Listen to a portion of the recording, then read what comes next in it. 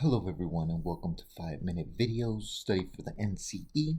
Today we are covering clinical focus and we are under W, physical issues related to depression. So first, let's start off talking about some of the criteria for depression. So in the DSM-5, where they talk about like what criteria is needed. So some of the criteria is depressed mood, that the client is reporting nearly every day. It also states diminished interest in activities or things that they liked in the past, significant weight loss, or um, that is not associated with dieting or weight gain. So it could be either weight loss or a weight gain, which is a physical symptom. Another criteria the DSM-5 mentions is insomnia, which is not sleeping enough, or hypersomnia, which is sleeping too much, nearly every day. So either they're sleeping, let's say, less than 5 hours, or they're sleeping, more than 12 hours a day. Another symptom that the DSM-5 mentions is a psychomotor agitation. So this is, either being lethargic or feeling restlessness, right? So either agitation or retardation, which is either they're really agitated or they're just kind of moving along very slowly.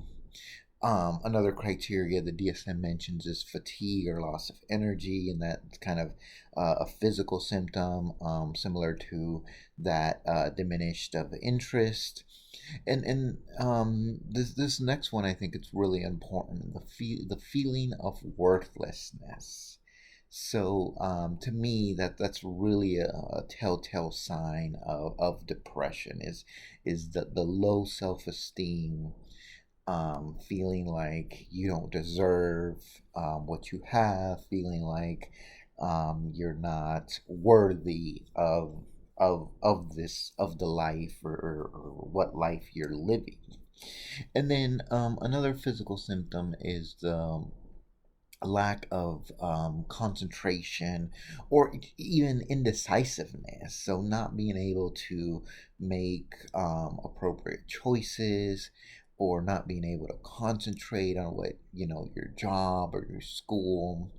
And then finally, recurring thoughts of death. And again, that's kind of interrelated with that worthlessness. So a lot of those symptoms that the DSM has, a lot of them manifest itself in physical symptoms. And one has to keep in mind also, threats of suicidality. You also have to keep in mind things like crying for help. A lot of those are very common with this population. Also, social and occupational impairment, right? Their daily functioning is just not what it has been in the past, or it's not what it what the potential could be. And all of these characteristics cannot be attributed to things like substance abuse or medication or any of that. So a lot of those criteria that the DSM have really tell you a lot about, what are those symptoms and how do they manifest themselves physically, and how those interrelate. Also, some of the other physical symptoms that you should be aware of when we're talking about depression is substance use. There's a correlation between like alcoholism and depression, and it makes sense if you think about it, because a lot of people that use alcohol, since it's so readily accessible compared to other substances, um, it's a form of self-treatment a lot of times, and it's a form of, trying to escape or trying to not deal with those criterias. It's a temporary fix for many.